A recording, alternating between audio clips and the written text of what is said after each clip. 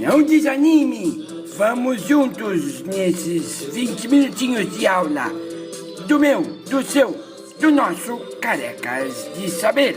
Olá pessoal, sejam muito bem-vindos ao Careca de Saber. Estamos aqui para mais uma aula de História. Hoje vamos continuar nossos estudos sobre Guerra Fria. Então, hoje nós vamos falar particularmente de duas guerras que marcaram bastante a história da Ásia, a Guerra do Vietnã e a Guerra da Coreia. A gente vai começar pela Coreia, primeiro porque vem antes, segundo porque eu gosto de fazer bagunça com relação ao título e, finalmente, porque ela é mais simples, Vamos deixar essa aqui um pouquinho mais elaborada para depois. Até porque a Guerra do Vietnã, ela dura 10 anos, e a Guerra da Coreia apenas 3, a princípio, vocês já vão ver. Então vamos lá. A gente falou lá na aula da Segunda Guerra Mundial que uma das coisas que foi prevista ao final da Segunda Guerra é a divisão da Coreia. Aí vocês vão falar assim, mas por que a Coreia foi dividida? É muito simples, pessoal. Lembra que a Coreia foi um dos pontos de disputa ali na Ásia na Segunda Guerra Mundial? Então você tem uma parte da Coreia que foi dominada pelo Japão, que era capitalista, e você tem uma parte que recebeu influência soviética e que tornou-se comunista. Então a parte norte da Coreia, para que não haja dúvida, a parte norte da Coreia tornou-se comunista e a parte sul capitalista. Veja que a península da Coreia nunca quis se dividir. Entretanto, eles achavam, os indivíduos do norte, que o regime comunista seria o ideal para a Coreia toda. E o sul achava isso sobre o regime capitalista. Então, vejam que isso aqui é uma típica guerra de Guerra Fria, ainda que bem no início dela. Então, o que vai acontecer? Ali, no final da Segunda Guerra, eles falam assim, então tudo bem. Então, vocês ficam sendo comunistas, vocês ficam sendo capitalistas, e a gente divide em dois países, uma Coreia do Sul e uma Coreia do Norte. Beleza? Beleza. E quem tinha parente de um lado do outro, não importa. Vocês são dois países agora, se vira aí, estabelece relação diplomática, dá um jeito. Acontece que os coreanos não se sentiam diferentes uns dos outros. Eles queriam, na verdade, ser um único país. O problema era sob qual regime? Porque, como eu disse, todos os coreanos que viviam no norte, todos não, Evidente, sempre tem aqueles que discordam. Mas os coreanos do norte gostavam do regime comunista e queriam que ele fosse levado para o sul também. E o sul, o inverso, o sul fazia isso com relação ao capitalista. E aí, pessoal, isso só podia resultar numa coisa. Guerra, A Coreia do Norte invade a do Sul, tendo início então a uma guerra que, ao final de 3 anos, não teve lá grande avanço de fronteira, nem para um lado, nem para o outro. Os Estados Unidos, eles mandam apoio para qual lado? Evidentemente para o Sul, Inclusive, eles chegam a convocar o Brasil para mandar soldados para essa guerra, mas o Brasil não manda não, e a gente vai falar disso quando a gente for falar de Era Vargas, o quanto que isso causou ou não causou problemas pra gente. Então, o que vai acontecer? Não muda muito, nem pra cá, nem pra cá. 3 anos de gente morrendo, 3 anos de gasto e não muda nada. O que eles resolvem fazer? Um armistício. Esse armistício chama-se armistício de Panmunjom, alguma coisa assim. É um nome em coreano, é o nome da cidade da Coreia do Norte, se eu não estou enganada. Onde eles assinam esse armistício, tá? O que é o armistício? O armistício, vocês já ouviram falar de cessar-fogo? Eles estão se atacando, aí quando cessar-fogo é tipo, hoje a gente não vai atacar, ou é por um dia, por uma semana. Cessar-fogo é algo mais breve, algo mais efêmero. Um armistício é um documento afirmando que a guerra está suspensa. Então a gente continua em guerra, só que a gente não se ataca.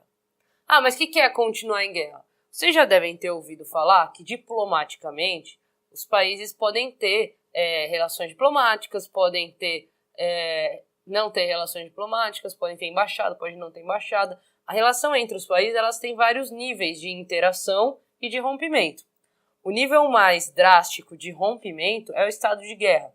O estado de guerra esses países não se falam, quem é de uma nacionalidade não pode entrar naquele país e vice-versa. E a qualquer momento eles lidam um com o outro. Se houver qualquer mínima a saída da linha do combinado no armistício, começa-se a guerra, os países ficam armados, ficam atentos, o exército fica na fronteira, só que não há conflito. Então vejam que o armistício é como se fosse uma suspensão da guerra. As Coreias, pessoal, permanecem em estado de guerra. Vejam que o fim da Guerra da Coreia ainda não existe. Elas permanecem em estado de guerra.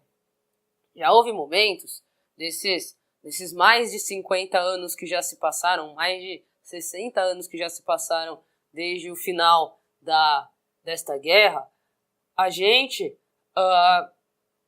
as Coreias já tiveram momentos em que elas estiveram muito próximas e já teve momentos em que elas estiveram mais próximas de recomeçar a guerra, né? Por exemplo, nas Olimpíadas de... Eu não lembro se foi Sydney ou Atenas. Sydney foi em 2000, né?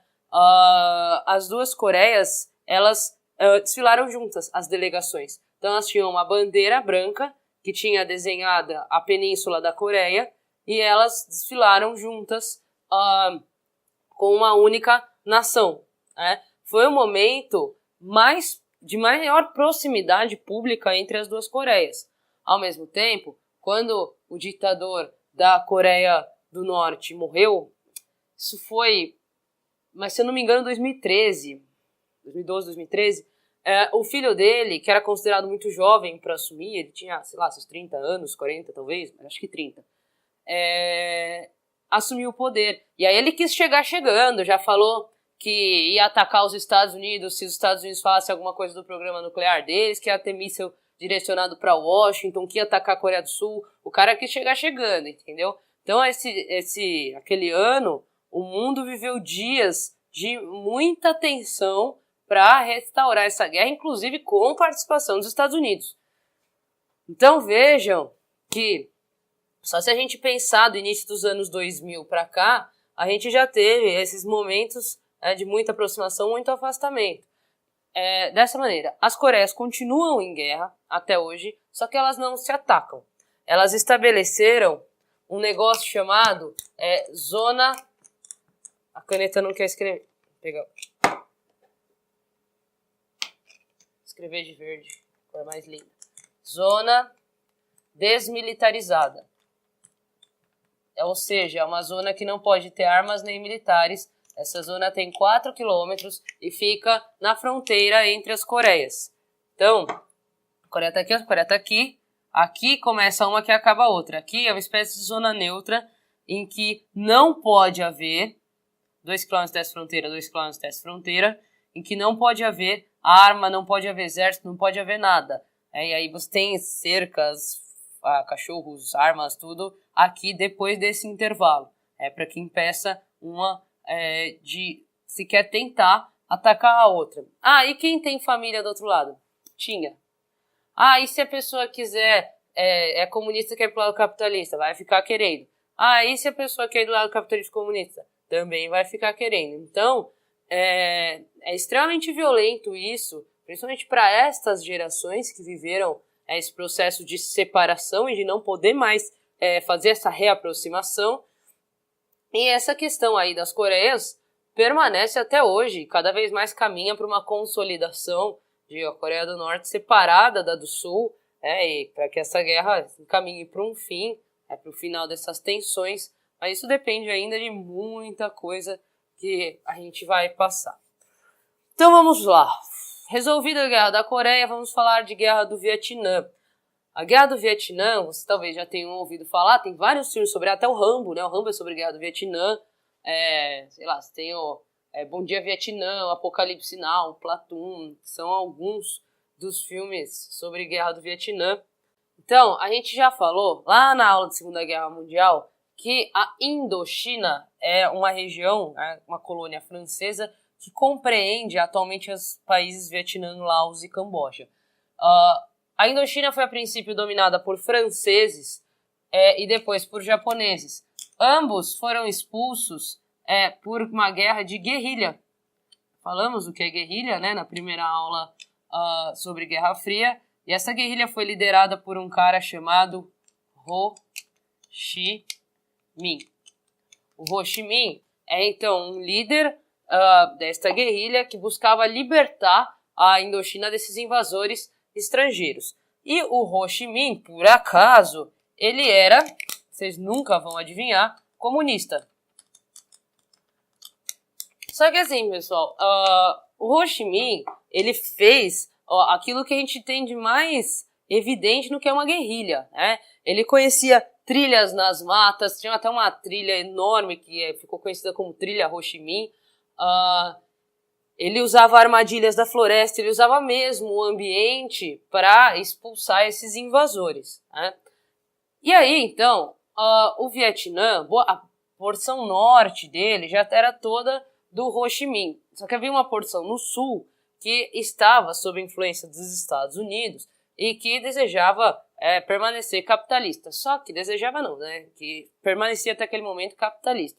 Então ia se passar um plebiscito que propunha a unificação do Vietnã sob o governo comunista do Ho Chi Minh. E as pesquisas indicavam 80% de, mais ou menos, né, de aprovação para o Ho Chi Minh. E aí o que os Estados Unidos fizeram? Eles deram um jeito lá, né, inventaram umas histórias que cancelou o plebiscito e resolveu que ia manter separado. Só que os vietnamitas queriam unir-se. E aí o Ho Chi Minh vai tentar anexar o sul. E aí o que vai acontecer? Os Estados Unidos vão entrar nessa guerra. Então os Estados Unidos passam a enviar soldados ao Vietnã para impedir que haja essa unificação comunista, para impedir, lembrar da doutrina Truman, mais um país comunista ali na Ásia. Impedir que crescesse, né, a área de influência, que é a grande coisa que eles disputam, a área de influência da União Soviética. O que vai acontecer então? Eles vão travar uma guerra que vai durar 10 anos, né, que vários presidentes dos Estados Unidos vão lidar com essa questão desta guerra. E só que o Ho Chi Minh e ao seu grupo, né, a sua guerrilha, os seus irmãos vietnamitas, eles já expulsaram japoneses e franceses, eles vão lidar com isso da mesma maneira. Então o que acontece? Os Estados Unidos vêm com todo aquele equipamento, com arma. Eles tinham tudo isso? Não, não tinham. Então, o que acontece? Eles estão lá, por exemplo, atravessando um rio qualquer. Estão atravessando um rio com aquele monte de arma, aquele monte de equipamento. Aí, de repente, eles começam a levar tiro. E eles olham, só vem árvore. E eles não sabem de onde os tiros estão vindo e começam a atirar nas árvores loucamente. Só que quando eles atiram e eles acertam um, porque eles não têm noção para onde eles estão atirando. Então, é terrível para os Estados Unidos a guerra do Vietnã, porque eles nunca encontram o inimigo. E o inimigo sempre sabe onde eles estão. E o que eles começam a fazer? Eles falam, é certo que esses caras aí que ficam fazendo pose de agricultor, de produtor de arroz, estão escondendo os comunistas.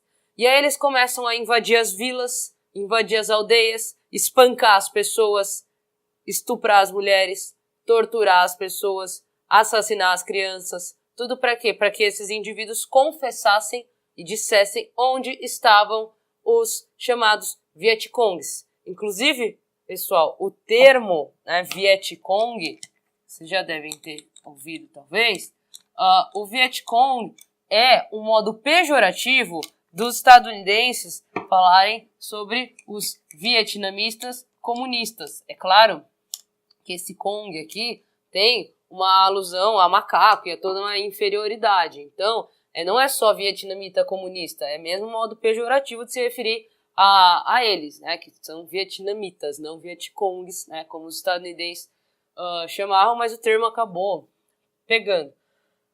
Onde estavam, afinal, os Vietcongs, né, os vietnamitas, inimigos dos Estados Unidos? Então, percebam aqui que os Estados Unidos vão elevar o nível de violência. Mas isso não vai fazer com que eles achem os Vietcongs. Por quê? Onde eles estavam? Alguém sabe? nos túneis. Vocês já ouviram falar dos túneis do Vietnã? Pessoal, eles tinham redes extremamente complexas de túneis, desculpe o pleonasmo, né, embaixo da terra. Então, embaixo da terra, eles tinham lá, sei lá, tinha lá a terra e tinha lá um mato, aí atrás de uma pedra tinha uma entrada. Aí tinha a entrada, aí tinha lá, primeiro era um lugar que tinha água. Aí depois tinha aqui um barquinho para você atravessar. Um pedaço de madeira, né?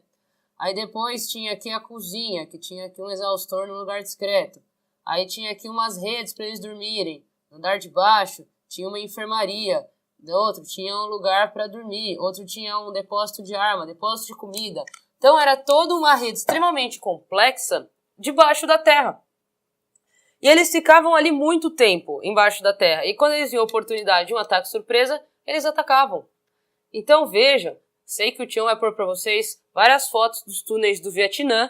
E vejam que a maior aflição dos soldados estadunidenses era nunca encontrar o inimigo.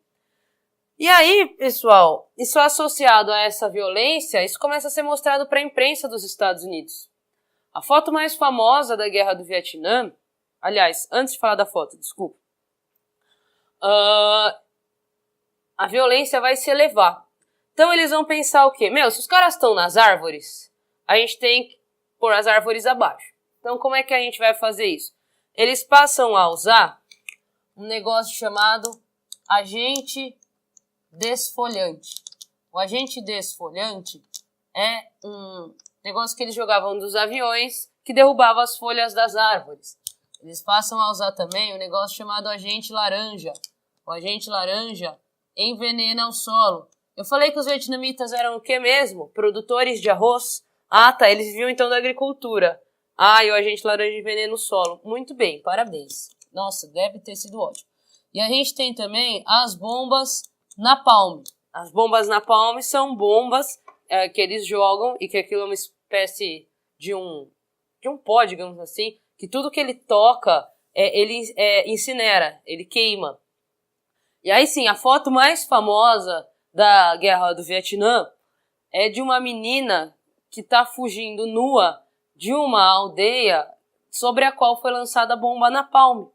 Então, ela corre nua por quê? Porque a roupa dela foi queimada pelo contato da bomba. E ela tem uma cara de pânico. Por quê? Primeiro porque as pessoas estão morrendo, porque a casa dela está queimando, porque a roupa dela queimou, porque a pele dela está sentindo a sensação de queimadura. E essa foto, ela é um monte de criança, né, mas ela em primeiro plano, é captada por um jornalista estrangeiro, e essa foto corre o mundo, corre os vestibulares até hoje, viu? Então, essa violência dos Estados Unidos começa a ser mostrada na imprensa do mundo todo, e na imprensa dentro dos Estados Unidos, inclusive.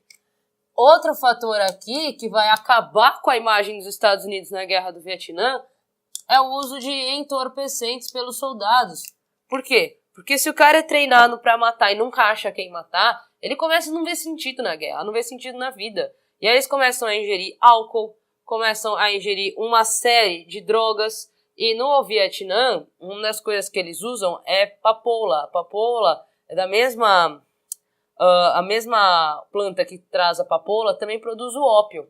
Então, eles passam a usar uma série de drogas alucinógenas, inclusive heroína, cocaína, que às vezes os próprios Estados Unidos fornecem para eles ficarem soldados mais concentrados, mais agitados. Inclusive, o uso de droga em soldados em guerra é extremamente comum, né? Não sei se vocês têm essa dimensão, mas essas drogas alucinógenas, como o ópio, começam, que são locais, né, que são ali da Ásia, começam a trazer uma imagem extremamente negativa para os soldados estadunidenses, para os Estados Unidos, para a guerra.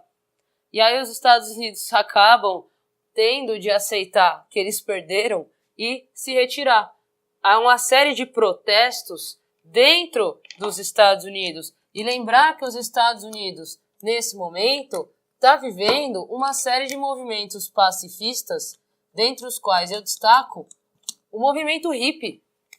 Então vejam que os Estados Unidos estão em outra pegada. E aí quando chega toda essa notícia de como estavam as coisas no Vietnã, Aí ficou fácil, né, o presidente tomar a decisão, aceitar que os Estados Unidos, pela primeira vez na sua história, perderam uma guerra, e essa guerra foi perdida por um país da Ásia extremamente pobre chamado Vietnã. Então, quais as consequências dessa guerra para os Estados Unidos? Um desgaste da imagem do seu exército, um desgaste da sua imagem, uma força para esse movimento pacifista, para esses movimentos contestatórios. Os Estados Unidos nessa época, pessoal, estão enfrentando o que para eles, para o status quo era ruim, né? Movimento feminista, movimento hippie, movimento negro, e aqui nos anos 70 começa a surgir o movimento LGBT. Então, eles estão enfrentando uma série de questões morais e sociais dentro do país. E claro que essa moralidade, eles temem que se transforme em um amor, né, em um flerte com o comunismo.